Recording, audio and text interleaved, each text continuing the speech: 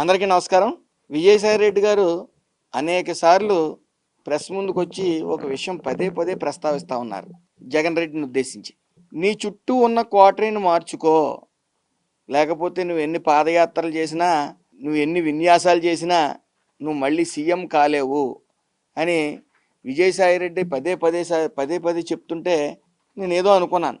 కాకపోతే క్రమేపీ ఆలోచిస్తుంటే నేను చేసిన వ్యాఖ్యలు కూడా నా మీద కానీ ఇతర మంత్రుల మీద కానీ ఎమ్మెల్యేల మీద కానీ చేసిన వ్యాఖ్యలు చూస్తుంటే నాకు ఇప్పుడు అర్థమైంది. ఈయన డార్క్ రూమ్లో ఉంటాడు, ప్యాలెస్లో ఉంటాడు, సడన్గా బయటకు వస్తాడు, అక్కడ ఓ పిఆర్ఓ ఒక మ్యాటర్ ఇస్తాడు, లేకపోతే కూడా ఉన్న సలహాలు సూచనలు ఇచ్చేవాళ్ళు ఆయన తప్పుడు దోవలో పెడతాడు అని చెప్పి తప్పుడు దోవలో పెడతారని చెప్పేసి నాకు అర్థమైంది. ఎందుకంటే మొన్న కూడా విజయవాడ వరదల్లో ఆయన బయటకు వచ్చి బుడమేరు నది పొంగు పొరిలింది, గేట్లు ఎత్తేసారని విచిత్రమైన వాయిస్ వినిపించాడు ఆయన.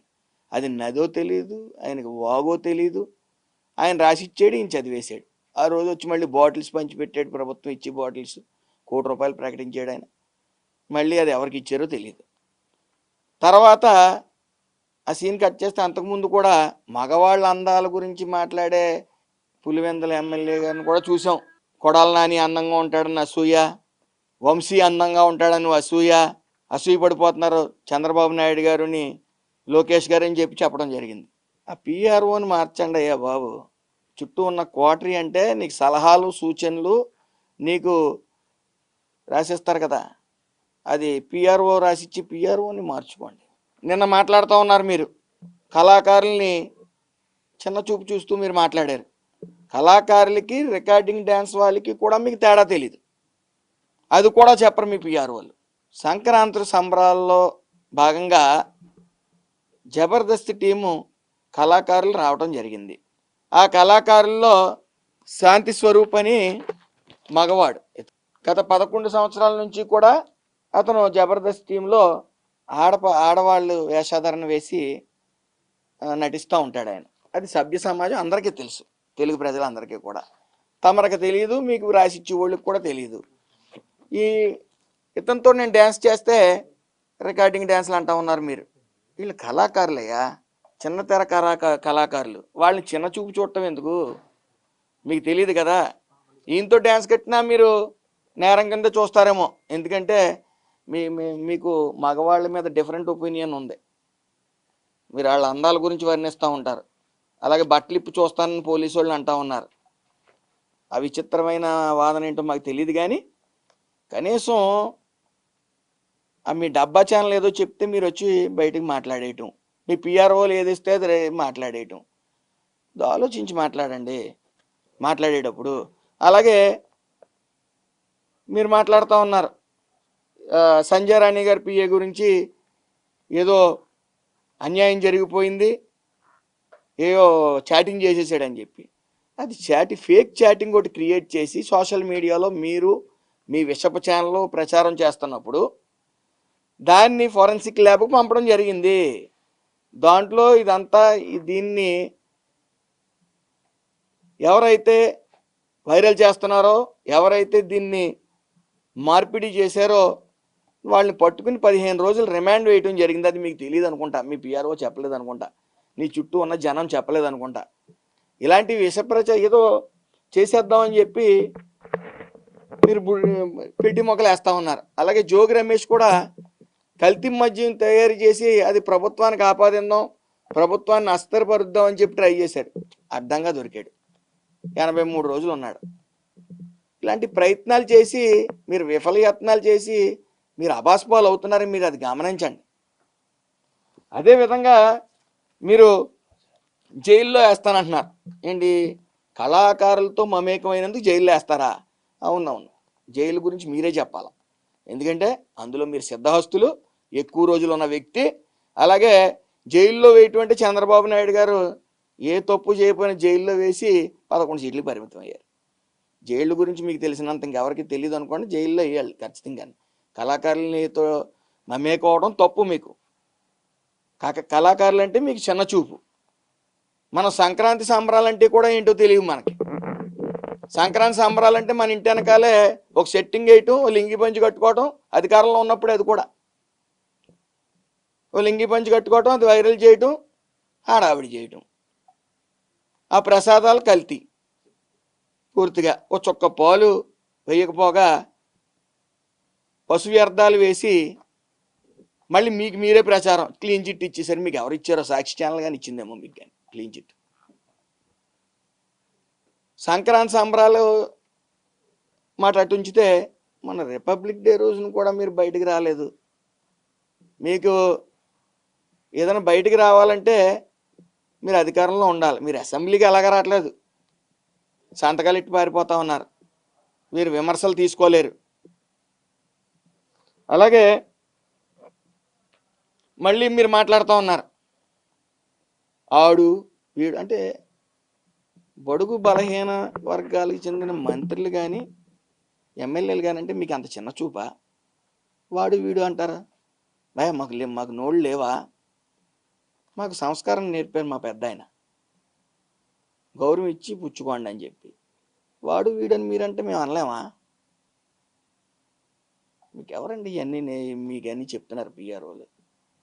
మీరు అగ్రెసివ్గా మాట్లాడితే మేము మాట్లాడలేమా? జరుగుతున్న అభివృద్ధి సంక్షేమం, మీరు పాదయాత్రలు అంటున్నారు.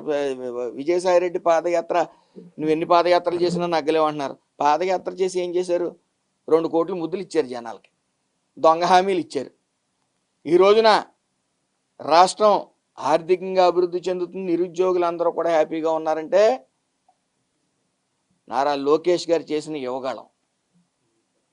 పాదయాత్ర అంటే అది ప్రజల సమస్యలు తెలుసుకుని ఈరోజు మేనిఫెస్టోలు పెట్టడమే కాకుండా ఈరోజు ఒక్కొక్కటిగా ఇవన్నీ కూడా ఆ సమస్యలన్నీ కూడా తీర్చిదిద్దుతున్నారు. అన్ని సమస్యలు ఒక్కొక్కటిగా. మీకు అవగాహన ఉండదు. ఎక్కడో కోటల్లో ఉంటారు, డార్క్ రూముల్లో పబ్జీ ఆడుకుంటా. సడన్గా వస్తారు, ఆడేదో రాస్తాడు మీ పిఆర్ఓ, లేకపోతే మీకు సలహాలు సూచనలు ఇచ్చేవాళ్ళు, అవి మాట్లాడేస్తూ ఉంటారు. ఏదేమన్నప్పటికీ మీరు కొద్దిగా అవగాహన తీర్చుకుని పిఆర్ఓలు 2 3 పెట్టుకుని మాట్లాడవలసిందిగా నా కోరిక. అదే విధంగా మళ్ళీ సంక్రాంతి వస్తుంది, మళ్ళీ సంవత్సరం సంక్రాంతి వస్తుంది. రంగరంగ వైభవంగా సంక్రాంతి సంబరాలు చేస్తాం, కళాకారులను పిలుస్తాం, వాళ్ళతో మమేకం అవుతాం, ఎట్ ద సేమ్ టైం ప్రజలతో మమేకం అవుతాం. మళ్ళీ ఆ వీడియోలు పట్టుకుని మళ్ళీ మీరు మాట్లాడండి. Stay tuned. మీరు అలా చూస్తూ ఉండండి. కళాకారులతో ప్రజలతో మమేకం అవ్వమని, మమేకం అవడంలో తప్పుని వెతికిన మిమ్మల్ని ఏమనాలో కూడా నాకు అర్థం కావట్లేదు. కాబట్టి ఈ మగవాళ్ళని, అందంగా ఉన్న వాళ్ళని వర్ణించడం, మీ ఇంటి వెనకాల సెట్టింగ్లు వేసుకోవటం, రిపబ్లిక్ డే రోజున బయటికి రాకపోవటం, సంక్రాంతి సంబరాల్లో అంటే అధికారంలో ఉంటేనే మీకు పండగలు గుర్తొస్తాయా? అసలు తెలుగు పండగల మీద మీకు అంత చిన్న చూపు ఏంటో నాకు అర్థం కావట్లే. ఎక్కడికి వచ్చారు మీరు? గతంలో సెట్టింగ్ వేసుకుని ఇంట్లో కూర్చున్నారు ఇంటి వెనకాల. ఇప్పుడు తెలుగు పండగల్లో మీరు ఎక్కడైనా బయటకు రావడం చూసామా? రారు. ఉగాదికి రారు, సంక్రాంతికి రారు. మీకు చిన్న చూపు. ఆ చిన్న చూపు వల్లే ఈరోజు ప్రసాదాల నాణ్యత లేకుండా పంచిపెట్టి చుక్క పాలు లేవు, నెయ్యి కల్తీ నెయ్యి, మళ్ళీ మీకు మీరే క్లీన్ చిట్ ఇచ్చేసుకుని మీరు ప్రచారం చేసేసుకోవటం. మారండి అయ్యా బాబు. మీరు గౌరవం ఇస్తే మేము గౌరవం మళ్ళీ తిరిగి ఇవ్వడం జరుగుతుంది. బడుగు బలహీన వర్గ నేతల్ని, మంత్రుల్ని వాడు వీడు అని సంబోధిస్తే దాని వెర్షన్ సేమ్ మీకు రిఫ్లెక్ట్ అవుతుందని తెలియజేసుకుంటూ అందరికీ నమస్కారం.